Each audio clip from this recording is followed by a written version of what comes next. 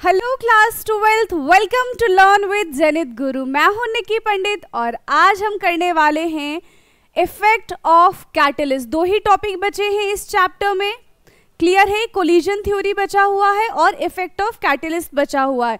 इनको हम कवर कर लेंगे और उसके बाद एनसीईआरटी को अच्छे से रीड करेंगे। चैप्टर बिल्कुल अच्छी तरीके से हमारा कंप्लीट हो जाएगा, ठीक है। फिर स्टार्ट करेंगे हम नेक्स्ट चैप्टर। बट आज का सबसे पहले हेडिंग लिखो, इफेक्ट ऑफ कैटलिस्ट।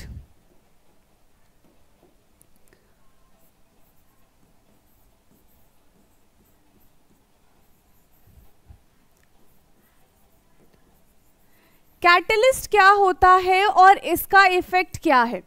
आप सबको इतना पता है कि जो कैटलिस्ट है वो क्या करता है, रिएक्शन को फास्ट कराता है। ऐसा ही आप लोगों ने पढ़ा होगा। बट कैटलिस्ट रिएक्शन को फास्ट कराने के साथ साथ उसको स्लो भी करवाता है। हम जानेंगे कि वो उसको हम क्या बोलते हैं जो रिएक्शन को स्लो कराता है, ठीक है। जनरली क्या होता है कि हम दोनों को कैटलिस्ट ही बोल देते हैं, लेकिन दोनों को कैटलिस्ट हम नहीं बोलते। अच्छा, कैटलिस्ट पढ़ने से पहले आपको थर्मोडायनेमिक की कुछ चीजें पता होनी चाहिए। जैसे कि आपने गिब्स फ्री एनर्जी के बारे में सुना होगा। क्या है Gibbs free energy? Delta G. अगर डेल्टा जी हमारा 0 होता है तो रिएक्शन होगी या फिर नहीं होगी? यहाँ पे कोई भी रिएक्शन प्रोसीड नहीं होगा। तो यहाँ पे क्या लिखेंगे? अगर डेल्टा जी 0 है तो नो रिएक्शन। अगर डेल्टा जी नेगेटिव होता है तो जो रिएक्शन है वो कैसा होता है? स्पॉन्टेनियस होता है। रिएक्शन खुद ब खुद होना चाहता है। तो क्या हो जाएगा? अगर डेल्टा जी नेगेटिव है तो रिएक्शन क्या हो जाएगा? स्पॉन्टेनियस।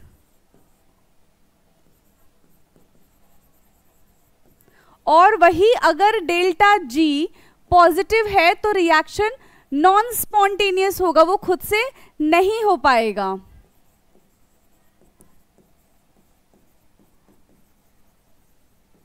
अब देखो, ये spontaneous, non spontaneous, no reaction, इसका कैटलिस्ट से क्या लेना देना है? तो याद रखना, कैटलिस्ट सिर्फ रेट ऑफ रिएक्शन को ऑल्टर करता है। इसका रिएक्शन की स्टार्टिंग में यानी कि हम बोलेंगे रिएक्शन को स्टार्ट करने में या फिर रिएक्शन को स्लो करने में, यानी कि एंड करने में इसका कोई भी रोल नहीं है। ना स्टार्टिंग में इसका कोई रोल है, ना ही रिएक्शन को एंड करने में इसका रोल है। कैटलिस्ट का क्या रोल है? सिर्फ रिएक्शन को ऑल्टर करता है, उसके रेट ऑफ रिएक्शन को ऑल्टर करता है। सिर्फ या तो रिएक्शन को फास्ट कर देगा या तो उसको स्लो कर देगा। क्लियर है? हम यहाँ पे क्या लिखेंगे? इतना समझ आया? कैटलिस्ट नेवर इंटरफेयर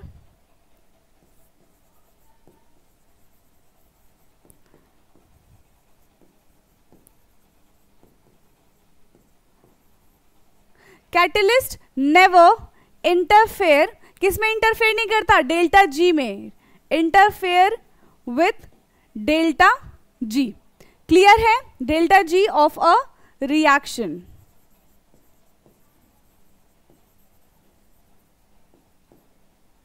ये क्या करता है? इसका एंडिंग और स्टार्टिंग से कोई लेना देना नहीं होता। इट विल नॉट स्टार्ट और एंड द रिएक्शन। ये ना ही रिएक्शन को स्टार्ट करता है और ना ही रिएक्शन को एंड करता है। अब हम जानेंगे कि कैटलिस्ट एक्चुअल में है क्या। जो भी मैंने आपको बताया बस उसी को हम क्या करेंगे, थ्योरी की फॉर्म में लिखेंगे। कैटलिस्ट क्या है? Catalyst are those substance, catalyst are those substance that increase or decrease the rate of a reaction, increase or decrease the rate of a reaction, जो रिएक्शन के रेट को इंक्रीज करता है या फिर डिक्रीज करता है in a rate of reaction. But ये क्या करता है, ये सिर्फ रिएक्शन को ऑल्टर करता है, रिएक्शन में पार्टिसिपेट नहीं करता, मतलब उसके साथ वो रिएक्ट नहीं करता। अगर आप किसी भी केमिकल, कोई भी रिएक्शन हो रही है, उसमें आप कैटलिस्ट को डालोगे तो आप जब प्रोडक्ट देखोगे तो उसमें कैटलिस्ट आपको कहीं पे भी नजर नहीं आएगा। तो वो रिएक्शन के साथ रिएक्ट नहीं करता, वो सिर्फ उसको फास्ट या फिर स्लो कराने में हेल्प करता है। Clear? Catalysts are those substances that increase or decrease the rate of a reaction. Okay? तो ये क्या है हमारा, ये है कैटलिस्ट। इसका एक एग्जाम्पल देखते हैं हम। 2 moles of H2O2 in presence of iodine। तो यहाँ पे क्या मिलेगा हमें, 2H2O प्लस O2 गैस यहाँ से रिलीज हो जाएगा। तो ये देखो यहाँ पे क्या है, ये एक रिएक्शन है जिसमें आयोडीन एज अ कैटलिस्ट की तरह बिहेव कर रहा है। पर अब ये रिएक्शन हो कैसे रहा है हम वो जानेंगे। सबसे पहले हमने H2O2 का रिएक्शन आयोडीन के साथ कराया जो कि कैटलिस्ट है। तो यहाँ से हमें मिलेगा H2O plus OHOI negative. Clear है? H2O2 का रिएक्शन आयोडीन के साथ कराएंगे तो H2O प्लस OI नेगेटिव मिलेगा। अब फर्दर हम H2O2 का रिएक्शन इसको OI नेगेटिव के साथ कराएंगे। ठीक है, इसके साथ कराया हमने तो हमें मिल गया H2O plus I negative plus O2। अब इस I नेगेटिव से ये I नेगेटिव कट गया, इस OI नेगेटिव से ये OI नेगेटिव कट गया। अब क्या बचा यहाँ पे, 2 moles of H2O2 will give 2H2O plus O2। यही वाला रिएक्शन हमें वापस से मिल गया। अब देखो यहाँ पे I ने क्या किया, सिर्फ रिएक्शन को फास्ट या फिर स्लो कराने में हेल्प किया, लेकिन जब हम ओवरऑल रिएक्शन देख रहे हैं, जब हम फाइनल प्रोडक्ट देख रहे हैं तो यहाँ पे हमें कहीं पे भी आयोडीन नजर नहीं आ रहा है। क्लियर है ये? इसको नोट डाउन कर लो फटाफट से। अब हम इसका ग्राफ देखेंगे कि जब हम कैटलिस्ट को यूज करते हैं तो ग्राफ कैसे बनेगा रिएक्शन का।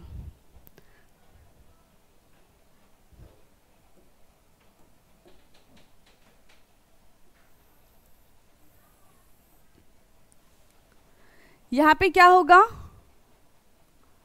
रिएक्शन कैसे करते हैं हम, ये हमारा मान लेते हैं रिएक्टेंट है और किसी भी रिएक्टेंट को प्रोडक्ट में कन्वर्ट कराने के लिए उसको एक्टिवेशन एनर्जी देनी पड़ती है, उसको थ्रेशहोल्ड पॉइंट तक हमें पहुंचाना पड़ता है। ओके, तो ये है थ्रेशहोल्ड और ये इस तरीके से यहाँ पे प्रोडक्ट बन गया। क्लियर है? ये हमारा रिएक्टेंट है, ये प्रोडक्ट है। तो हमने ये देखा कि इस पॉइंट पे क्या है, ये थ्रेशहोल्ड पॉइंट है हमारा, यानी कि हमने इसको कम से कम इतनी एनर्जी देंगे कि इस पॉइंट पे पहुंचने के बाद ही ये प्रोडक्ट बनेगा। तो इस पॉइंट तक पहुंचने के लिए जितना टाइम लग रहा है वो उसका एक्चुअल टाइम है, लेकिन जैसे ही हम इसको कैटलिस्ट प्रोवाइड करेंगे अब ये रिएक्शन इतना ना होके कितना हो जाएगा, इतने में ही हो जाएगा। यानी कि अब इसका थ्रेशोल्ड पॉइंट क्या हो गया, ये हो गया। कब? जब हमने इसमें कैटलिस्ट को यूज किया है। तो यहाँ पे देखो जो एक्टिवेशन एनर्जी था, पहले एक्टिवेशन एनर्जी कितना था, पहले एक्टिवेशन एनर्जी हमारा ये था और अब क्या है हमारा एक्टिवेशन एनर्जी ये।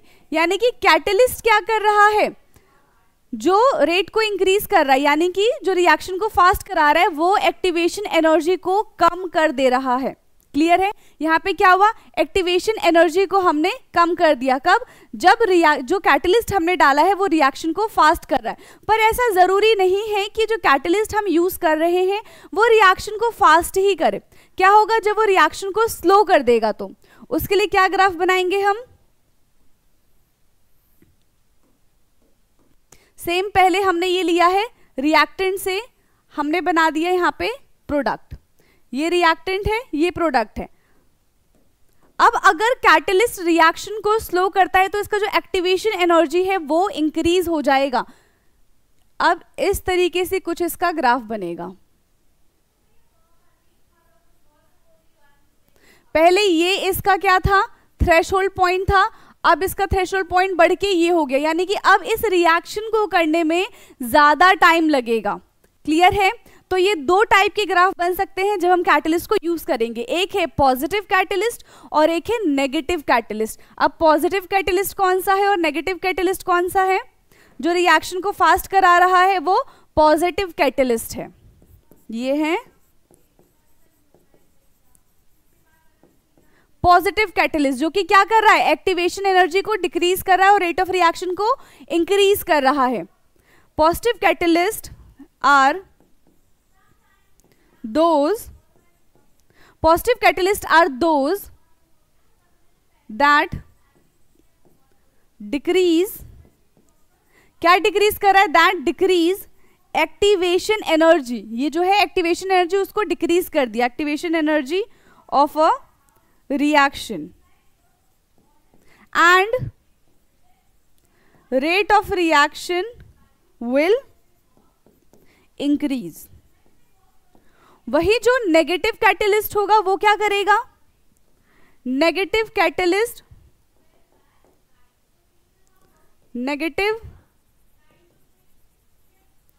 कैटलिस्ट आर दोज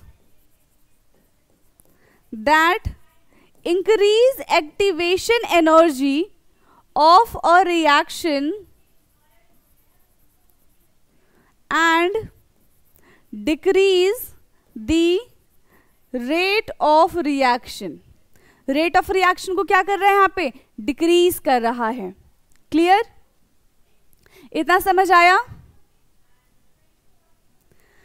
यहां पे क्या है, जो हम कैटलिस्ट वर्ड यूज कर रहे, स्टार्टिंग में बताया था कि जब रिएक्शन को जो चीज फास्ट कर दे उसको हमने नाम दिया कैटलिस्ट, और जो रिएक्शन को स्लो कर देता है उसको हम बोलते हैं इनहिबिटर्स। क्लियर है? लिख ले इसको भी हम। क्या बताया था, कैटलिस्ट किसको कहते हैं?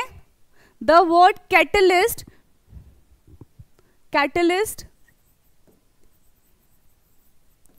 Increase the rate of reaction. ठीक है? और जो रेट ऑफ रिएक्शन को डिक्रीज करता है उसके लिए क्या करेंगे, the word catalyst should not use, the word catalyst should not be used। किसके लिए हम catalyst word यूज नहीं करेंगे, when the word catalyst should not be used when the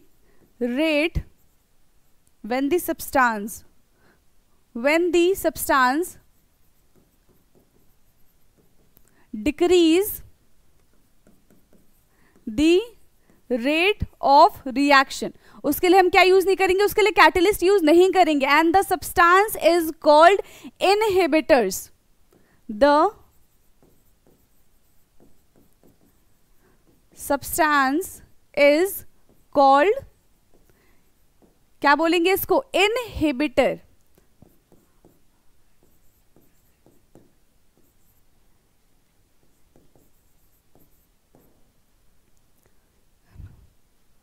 clear है? हमने इसको क्या नाम दिया, इनहिबिटर बोलेंगे। समझ आया इतना? तो ये क्या था हमारा, ये था कैटलिस्ट। ओके, अब लास्ट टॉपिक बचा हुआ है हमारा, क्या है वो लास्ट टॉपिक, कोलिजन थ्योरी। अब इसके बारे में जानेंगे हम। हेडिंग लगाओ, कोलिजन थ्योरी। कोलिजन के बारे में ऑलरेडी आपको आइडिया होगा क्योंकि हमने एक बार और डिस्कस किया था इसको क्लास में।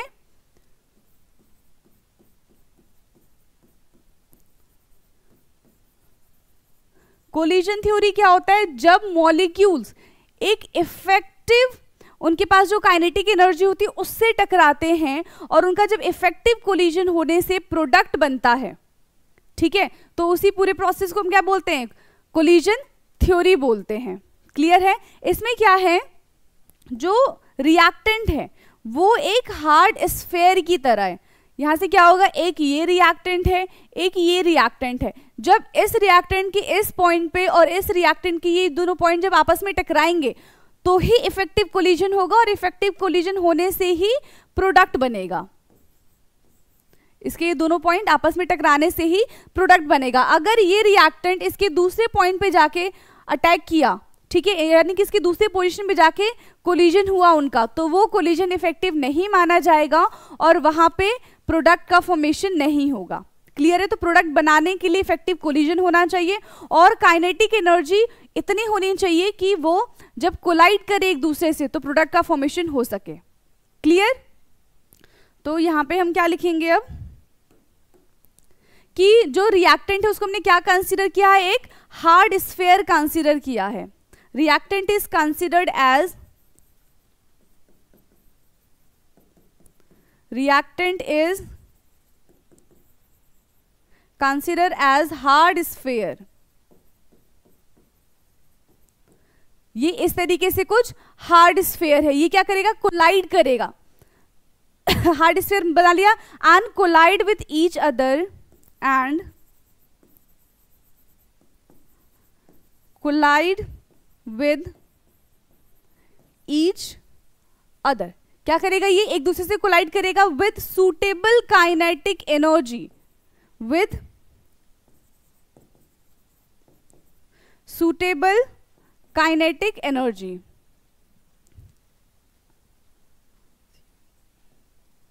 क्लियर है? उसके पास क्या होना चाहिए, सूटेबल काइनेटिक एनर्जी होना चाहिए।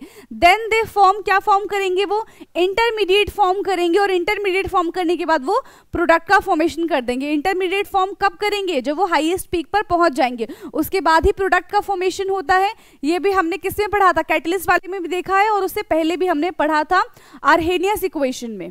ओके, तो यहाँ पे क्या है, reactant is considered as a sphere, hard sphere, hard sphere and collide with each other with suitable kinetic energy to form product। Product बनाने के लिए उनके पास सुटेबल काइनेटिक एनर्जी होना चाहिए। क्लियर है? अब यहां पे क्या है, एक चैम्बर लेते हैं हम, ये मान लो एक रूम है 1 सेंटीमीटर क्यूब का, और यहां पे मॉलिक्यूल्स है। अब क्या करेंगे, कुछ ऐसे मॉलिक्यूल्स होंगे जिनकी एनर्जी बहुत ज्यादा हाई होगी, कुछ ऐसे मॉलिक्यूल्स होंगे जिनकी एनर्जी बहुत ज्यादा कम होगी। तो जिनकी एनर्जी बहुत ज्यादा हाई है वही इफेक्टिव कोलिजन करेंगे, है ना। तो उसके लिए हमें देखना है कोलिजन फ्रीक्वेंसी कितनी है। अब हम जानेंगे कोलिजन फ्रीक्वेंसी क्या होता है, the number of particle,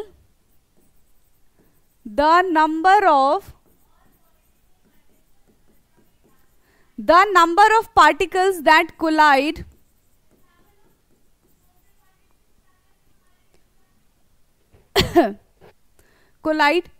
per second। कितने नंबर ऑफ पार्टिकल्स आपस में कोलाइड कर रहे हैं हर एक सेकेंड में इन अ गिवन वॉल्यूम। ये जो भी वॉल्यूम हमें गिवन है, in a given volume,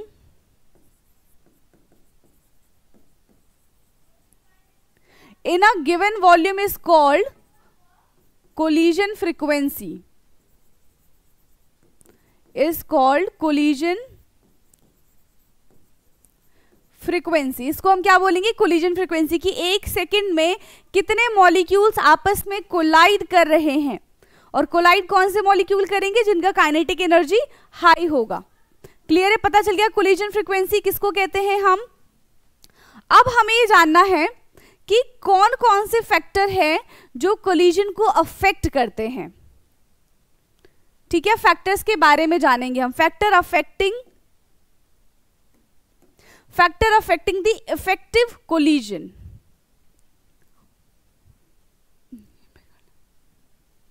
factor affecting the effective collision. कौन से फैक्टर है, सबसे पहले हम बात करेंगे एनर्जी बैरियर की। पहला क्या है,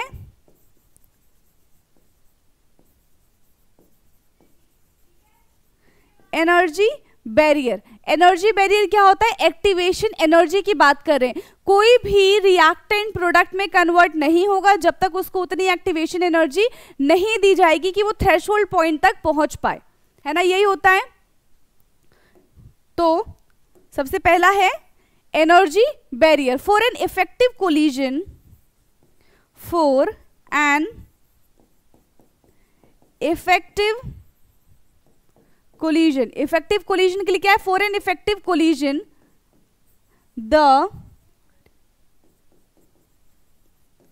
the reactant must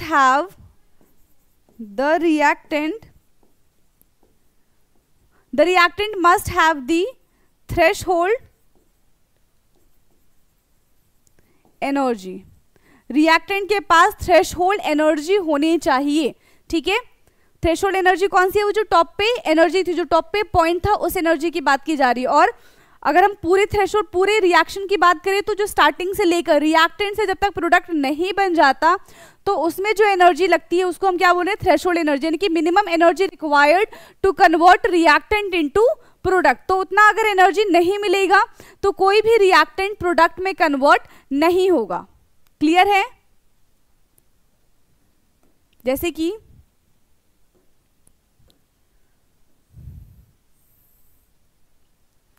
ये है रिएक्टेंट और एक ये है प्रोडक्ट। तो यहां से एक ये बन रहा है, ठीक है, ये क्या है? Reaction coordinate.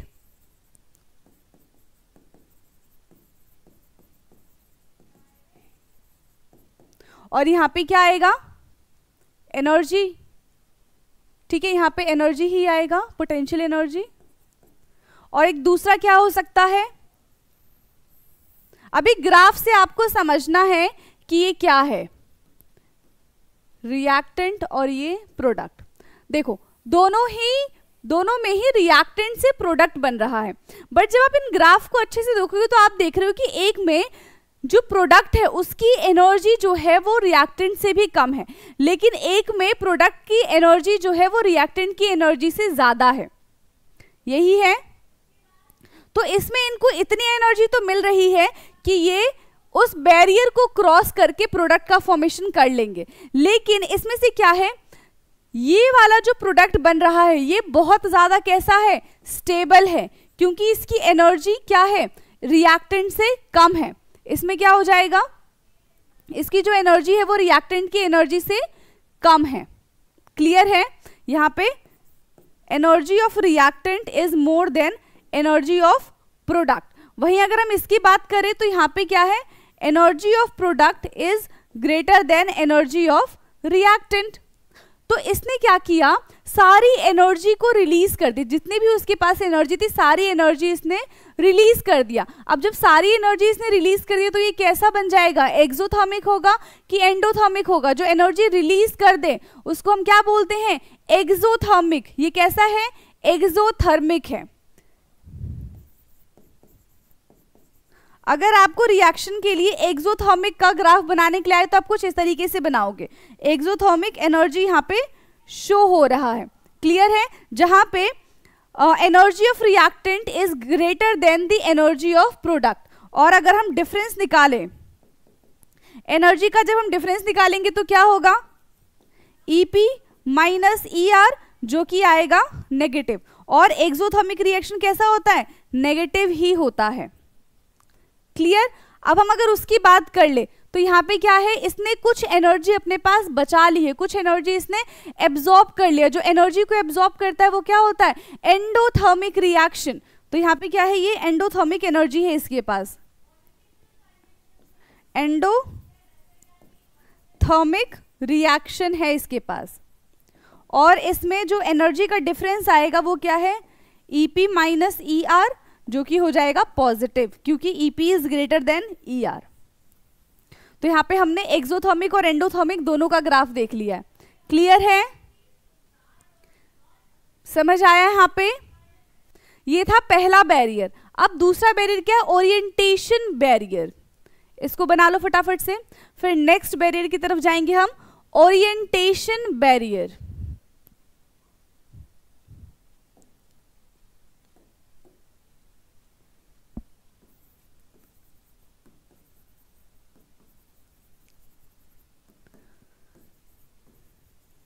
अब ओरिएंटेशन बैरियर क्या है? स्टार्टिंग में जो हमने देखा था कि जो रिएक्टेंट होता है वो एक हार्ड स्फेयर है और कोलिजन करने के लिए एक परफेक्ट पॉइंट पे ही कोलाइड होना चाहिए तो ही प्रोडक्ट बनेगा। तो उसी तरीके से हमें बताने की ओरिएंटेशन किस टाइप का हो कि हमें परफेक्ट कोलिजन, वहां पे परफेक्ट कोलिजन हो पाएगा और हमें प्रोडक्ट मिल पाएगा। लेट्स सपोज कि आपके पास एक रिएक्टेंट है CH, यहाँ पे भी H, ये H है और यहाँ पे Cl है, ये रिएक्ट कर रहा है OH नेगेटिव से। और अगर यहाँ पे ये OH नेगेटिव है, यहाँ पे Cl नेगेटिव है, लेकिन ये जो क्लोरीन है ये पॉजिटिव है। अब ये OH क्या चाहेगा कि इस कार्बन के साथ जाके रिएक्ट कर जाए। क्लोरीन यहाँ पे नेगेटिव है, कार्बन पॉजिटिव है। इस OH की चाहत क्या होगी कि ये इस कार्बन के साथ जाके रिएक्ट करे। अब दो तरीके हैं, अगर ये हेड ऑन कोलिजन करता है, मान लो कि यहाँ से ये इस तरीके से कोलाइड होगा और यहाँ पे क्योंकि नेगेटिव चार्ज है तो ये भी इस तरीके से कोलाइड होगा, तो नेगेटिव नेगेटिव एक दूसरे को क्या करेंगे, रिपेल करेंगे। कोलिजन करने की यहाँ पे कोशिश हो रही है बट यहाँ पे कोलिजन नहीं हो पाएगा। ठीक है, यहाँ पे क्या है, हेड ऑन कोलिजन हो रहा है, हेड ऑन कोलिजन। तो यहाँ पे कोई रिएक्शन हमें देखने के लिए नहीं मिलेगा। लेकिन वही अगर हम इसका ओरिएंटेशन थोड़ा चेंज कर दें, कैसे कर दें, इसको ऐसे उल्टा पलट दें तो क्या हो जाएगा, C H H H और Cl, और यहाँ पे अब है OH नेगेटिव। अब ये OH नेगेटिव यहाँ से रिएक्ट करेगा और ये कार्बन यहाँ से रिएक्ट करेगा, क्योंकि हाइड्रोजन तो बहुत छोटा होता है, ये बैरियर की तरह काम नहीं कर पाएगा। तो अब इनके बीच में रिएक्शन कैसे होगा, C H और यहाँ पे क्या आ गया, OH नेगेटिव। और ये इस तरीके से नहीं बनेगा, यहाँ पे डॉट से रिप्रेजेंट करना पड़ेगा कि OH नेगेटिव धीरे धीरे आ रहा है और Cl नेगेटिव धीरे धीरे जा रहा है, और इसके पास ऑलरेडी ये 3 हाइड्रोजन थे। ठीक है, अब देखो इस कार्बन के पास कितने बॉन्ड बन गए, 5 बॉन्ड बन गए, and carbon never be a pentavalent, तो ये इंटरमीडिएट स्टेट बन गया जो कि हाईली अनस्टेबल होता है। ये है इंटरमीडिएट स्टेट जो कि हाईली अनस्टेबल है, और ये तुरंत ही क्या करेगा, कुछ सेकंड्स के लिए बनेगा और यहां से क्लोरीन अलग हो जाएगा और प्रोडक्ट हमें क्या देखने के लिए मिलेगा, यहाँ पे C H H H OH और बाहर Cl नेगेटिव निकल जाएगा। तो यहाँ पे क्या हुआ, यहाँ पे परफेक्ट कोलिजन होने की वजह से ही हमें प्रोडक्ट मिल पाया है। कोलिजन तो ऊपर वाले में भी हो रहा था बट यहाँ पे परफेक्ट कोलिजन नहीं था, जिसकी वजह से हमें प्रोडक्ट नहीं मिल पाया था। क्लियर है इतना? अब इसका फॉर्मूला देख लेते हैं हम। एक रेट का क्या फॉर्मूला है, रेट इज इक्वल टू, हमने क्या पढ़ा है, E की power minus EA upon RT, exponential power वाले में। ठीक है, तो इसमें बस एक ऐड कर दो ZAB। ये क्या है, ZAB collision factor of reactant. यहाँ पे क्या है, ये कोलिजन, ये है कोलिजन फैक्टर, एंड दूसरा क्या हो जाएगा, rate is equal to P ZAB E की power minus EA by RT। अब इसमें P क्या है, प्रोबेबिलिटी फैक्टर, प्रोबेबिलिटी फैक्टर। तो ये दो फॉर्मूले हैं इसमें, और एक ये है। तो यहाँ पे हमने कोलिजन थ्योरी को भी कंप्लीट कर लिया है। क्लियर? अभी चैप्टर हमने पूरे सब में एक एक टॉपिक हमने कंप्लीट किया है इस चैप्टर का, बस एक NCERT रीडिंग बचा हुआ है वो कर लेंगे, और इंटेक्स क्वेश्चन भी बचा हुआ है अभी हमारा। ठीक है, तो नेक्स्ट क्लास में वो भी करेंगे। क्लियर है? तो आई होप कि चैप्टर आपको समझ आया होगा। बाकी मिलते हैं नेक्स्ट क्लास में। Thank you so much.